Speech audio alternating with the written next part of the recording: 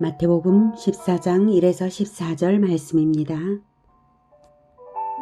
14장. 그때에 분봉왕 헤롯이 예수의 소문을 듣고 그 신하들에게 이르되, 이는 세례 요한이라.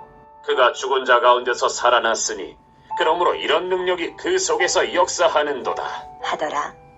전에 헤롯이 그 동생 빌립의 아내 헤로디아의 일로 요한을 잡아 결박하여 옥에 가두었으니, 이는 요한이 헤롯에게 말하되 당신이 그 여자를 차지한 것이 옳지 않다 하였음이라. 헤롯이 요한을 죽이려 하되 무리가 그를 선지자로 여김으로 그들을 두려워하더니, 마침 헤롯의 생일이 되어 헤로디아의 딸이 연석 가운데서 춤을 추어 헤롯을 기쁘게 하니, 헤롯이 맹세로 그에게 무엇이든지 달라는 대로 주겠다. 고 약속하거늘, 그가 제 어머니의 시킴을 듣고 이르되, 세례 요한의 머리를 소반에 얹어 여기서 내게 주소서 하니, 왕이 근심하나 자기가 맹세한 것과 그 함께 앉은 사람들 때문에 주라. 명하고 사람을 보내어 옥에서 요한의 목을 베어 그 머리를 소반에 얹어서 그 소녀에게 주니, 그가 자기 어머니에게로 가져가니라. 요한의 제자들이 와서 시체를 가져다가 장사하고 가서 예수께 아뢰니라. 예수께서 들으시고 배를 타고 떠나사 따로 빈들에 가시니, 무리가 듣고 여러 고을로부터 걸어서 따라간지라. 예수께서 나오사 큰 무리를 보시고 불쌍히 여기사 그 중에 있는 병자를 고쳐주시니라. 사랑하는 형제 여러분, 11월 21일 토요일 저녁 묵상에 오신 것을 환영합니다. 마태복음 13장에서 천국 비유를 베푸신 예수님이 고향에서는 배척을 당하신 것이 나오죠. 예수님이 배척당하신 것이 12장까지에서는 유대인의 주류인 율법주의자들에게 배척을 당하시고요. 13장에서는 고향에서 배척당하신 것을 볼 수 있는데요. 오늘 14장 첫머리에서는 헤롯의 시선을 끌고 있습니다. 그때 분봉왕 헤롯이 예수의 소문을 듣고, 이렇게 헤롯이 관심을 보이는 것은 호감은 아닙니다. 나중에 보시면 알겠지만 헤롯은 예수님을 죽이는 쪽에 있는 자입니다. 성경은 이렇게 예수님이 유대인의 종교적 주류와 고향 사람들과 유대 정치 세력에게 배척당하신 것을 말하고 있습니다. 천국 비결을 가르치고 계신 예수님을 세상은 배척했습니다. 오늘 본문에서는 헤롯이 과거 자기가 요한을 목베어 죽인 일을 회상한 것이 기록되었죠. 이 3절에서 12절까지가 과거 기록 부분입니다. 그리고 13절부터는 1, 2절에 연결된 현재 시점입니다. 그런데 이렇게 현재, 과거, 현재로 이동하는 시간적 문맥을 잘 읽지 않으면 13절에 대한 오해의 소지가 있게 되죠. 13절에서 예수께서 들으시고 에서 들으신 것은 위에서 헤롯이 예수의 소문을 듣고 그 신하들에게 이렇게 말한 것, 이는 세례 요한이라, 예수님을 세례 요한이라고 말한 것이죠. 세례 요한이라고 말한 사실을 들으신 것입니다. 요한의 죽음 소식을 이제야 들었다는 뜻이 아닙니다. 자, 다시 1절에서 보면 분봉왕 헤롯이 헤롯 안디바입니다. 이스라엘의 일부분을 통치하는 왕이죠. 그 통치 지역은 이 분홍색 부분인데요. 여기가 이스라엘 땅이고요. 가나안 갈릴리 바다이고 요단강이 흐르고 사해가 있습니다. 이 갈릴리 바다 주변, 즉 갈릴리 지방, 이 갈릴리 지방에서 예수님께서 주로 사역을 하셨고 또 거기를 다스리는 왕이 분봉왕 헤롯입니다. 당시 유대 지역은 4명의 분봉왕에게 나누어져서 다스려졌고요. 이들은 모두 헤롯 대왕의 아들이었습니다. 헤롯 대왕은 출신이 유대인이 아니라 에돔 출신인데 로마의 등을 업어서 유대의 왕이 된 것이죠. 그래서 민족의식이 강한 유대인들을 달래기 위해서 예루살렘의 성전을 개축했던 왕이 헤롯 대왕입니다. 헤롯 대왕의 악행으로는 예수님 탄생 때에 베들레헴 근처의 어린아이들을 죽인 것입니다. 그 헤롯 대왕의 아들이 바로 분봉왕 헤롯 안디바입니다. 그가 예수님의 소문을 듣고 그 신하들에게 이르되 이는 세례 요한이라 그가 죽은 자 가운데서 살아났으니 그러므로 이런 능력이 그 속에서 역사하는도다. 이런 능력은 예수님께서 놀라운 기적적인 일들을 많이 행하면서 귀신을 쫓고 병을 고치고 하는 이 모든 것들이 소문이 난 것이죠. 그래서 세례 요한이 소생했다 이렇게 말하는 것입니다. 두려움으로 한 말이죠. 자기가 죽인 세례 요한이 살아났다. 이게 얼마나 무서운 일입니까? 그렇게 생각한다면 말이죠. 세례 요한을 죽인 사건의 전말이 3절에서 11절까지입니다. 전에 헤롯이 그 동생 빌립의 아내 헤로디아의 일로, 이 말은 그 요한이 헤롯에게 바른 말을 했죠. 저기 당신이 헤롯이 그 여자 즉 동생 빌립의 아내인 헤로디아를 아내로 차지한 것은 옳지 않다. 이렇게 바른 말을 했더니 옥에 가둔 것입니다. 진작 죽이고 싶었지만 사람들의 시선이 두려워서 선지자로 여기기 때문에 사람들의 시선이 두려워서 죽이지 않았을 뿐이죠. 그러던 터에 헤롯의 생일이 되었습니다. 그때에 헤로디아의 딸이 춤을 추어서 헤롯을 기쁘게 하니까 맹세를 하는 거예요. 너에게 무엇이든지 달라는 대로 주겠다. 이렇게 약속하니까 헤로디아는 자기 어머니 헤로디아의 딸 살로메는 자기 어머니 헤로디아의 시킴을 듣고 가서 요청을 하는 거예요. 세례 요한의 머리를 소반에 얹어서 여기서 내게 주소서. 이 말을 하니까 왕이 그렇게 했습니다. 요한의 목을 베어서 그 머리를 소반에 얹어서 그 소녀에게 주고 헤로디아에게로 가져갔습니다. 이것이 요한 살해의 전말입니다. 이 무슨 처참한 짓입니까? 한 사람의 생명을 한낱 생일 잔치의 유희거리로 죽인 이 일에 하나님의 심판이 없겠습니까? 그들의 심장은 도대체 어떤 심장일까요? 어떻게 사람을 죽이는 것을 재미로 할 수가 있었을까요? 성경에는 기록이 없으나 요세푸스의 역사 기록에 의하면 세례 요한의 참수 직후에 헤롯은 전쟁을 합니다. 어떤 전쟁이냐면 헤롯이 이혼한 전처의 본국 나타비타국의 아레타스 왕이 전쟁을 걸어온 것이죠. 그래서 그 전쟁에서 패했습니다.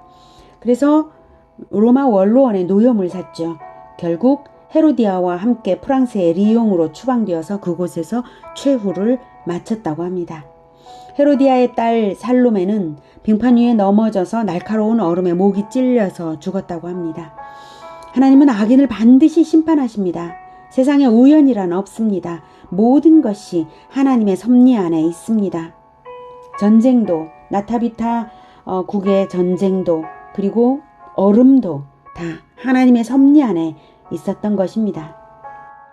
자, 이렇게 자기가 죽인 요한이 다시 살아났다고 생각하는 헤롯의 그 말을 성경이 기록해 놓은 이유는 무엇일까요? 중요한 것은 그거죠. 저는 세 가지를 생각합니다. 네, 이는 세례 요한이라 라고 세례 요한의 죽음이 예수님의 죽음을 예표하고 있는 것입니다. 분봉왕 헤롯의 말을 통해서. 세례 요한은 구약을 마감하는 자입니다. 구약은 신약에 연결될 때에만 참된 의미가 있다는 것을 느껴집니다. 세례 요한이 중요한 인물일지라도, 세례 요한의 죽음이 선한 죽음일지라도 그 죽음으로 다른 죄인을 구속할 수가 없었고, 세례 요한의 어떤 삶은 그 무엇이든지 예수님께 연결될 때만 의미가 있는 것이죠. 그의 죽음은 그리스도에 연결됨으로써만 의미 있듯이 구약은 신약에 연결될 때에만 의미가 있습니다. 세례 요한을 죽인 헤롯 측면을 볼 때는 또한 반드시 예수님에게도 정치적 핍박이 있고 예수님이 죽임을 당할 것이라는 암시가 느껴집니다. 자, 13절에 예수님은 들으시고 배를 타고 떠나십니다. 이것이 2절에 연결된 것입니다. 12절까지의 내용은 삽입기사입니다. 과거 일이고요. 이제 13절에 현재로 돌아온 것이죠. 예수님에 대한 헤롯의 반응을 들으시고 정치적 영향을 피하고자 하신 것입니다. 그리스도의 사역에 집중하시기 위한 거죠. 떠나사 따로 빈들에 가시니 무리가 듣고 여러 고을로부터 걸어서 따라간지라. 이 즈음은 마가복음 6장을 참고해보면 12제자 파송 사건과 연결됩니다. 즉 전도 여행의 결과를 보고받으려고 따로 빈들에 가셨던 거예요. 제자들에게 휴식을 제공하고 훈련시키기 위해서 한가한 곳으로 옮긴 상황이었는데요. 의도와 관계없이 무리가 따라온 것이죠. 이 빈들은 벳세다입니다. 이쯤부터 제자 교육 훈련에 예수님께서 비중을 두셨습니다. 마태복음 13장의 전체가 비유인 것이고 또 그 비유를 제자들에게 가르쳐 주시는 내용이 한 장 전체에 나온 것도 바로 제자 교육에 중점을 두고 있는 모습을 보여주신 것입니다. 하지만 따라온 무리를 거절하실 수 없는 예수님이시죠. 그래서 큰 무리를 보시고 불쌍히 여기사 병자를 고쳐주십니다. 예수님의 마음은 불쌍히 여기시는 마음이십니다. 예수님이 이 세상에 태어나신 것도 바로 이 세상을 불쌍히 여기셔서 태어나 주신 것입니다. 하나님 아버지의 마음이시죠. 출애굽기 34장 6, 7절에는 하나님께서 선포하시되 여호와라 여호와라 자비롭고 은혜롭고 노하기를 더디하고 인자와 진실이 많은 하나님이라. 인자를 천대까지 베풀며 악과 과실과 죄를 용서하리라. 그러나 벌을 면제하지는 아니하고 아버지의 악행을 자손 3, 4대까지 보응하리라. 죄인들을 불쌍히 여기시는 예수님의 마음이 바로 자비롭고 은혜롭고 노하기를 더디하시는 그 마음이십니다. 그리고 예수님은 마침내 심판주로 재림하실 예수님이시기에 더욱 구원사역의 때, 지금 구원사역의 때에 불쌍히 여기심으로 때를 그저 지나쳐 버리지 않으시고 필요한 가운데에도 일하시는 것입니다. 오늘 14장에서는 세상 왕의 잔혹함과 우리 왕이신 예수님의 자비하심이 나타났습니다. 세상 왕의 통치 방식과 우리 왕이신 예수님의 불쌍히 여기시며 섬겨주시는 통치 방식이 나타났습니다. 심판당할 악인인 세상 왕과 그리고 마침내 오실 심판주의 구원하심이, 그 선하심이 나타났습니다. 우리는 예수님을 왕으로 모셨으므로 심판주 편에 섰습니다. 그러니 심판주 예수님처럼 불쌍히 여기시는 자비심으로, 그 자비심으로 오직 구원하는 주님의 일에 우리가 동역해야 하겠습니다. 세상이 어떻게 하든, 세상이 정치를 이렇게 하든 저렇게 하든 우리가 모든 것에 간섭할 수는 없는 일입니다. 왜냐하면 구원하는 그 일이 훨씬 더 급하고 너무나 많은 불쌍한 무리들이 구원을 받고자 예수님께 나와야 되기 때문입니다. 그것이 너무 급한 일이어서 예수님이 제자 교육조차도 뒤로 미루고 따라온 그 무리들에게 병을 고쳐주셨던 그것처럼 구원하는 그 일이 가장 급하고 중요하고 미룰 수 없는 일이기 때문입니다. 우리가 이 예수님의 일에 함께 동역되기를 간절히 바랍니다. 기도하겠습니다. 하나님, 세상은 정말 이해할 수 없는 일들로, 그리고 무자비한 일들도 많이 있습니다. 어처구니 없는 일들도 많이 있고, 그래서 우리가 그 일에 관여되고 간섭해야만 될 것 같은 이러한 일들도 많이 있습니다.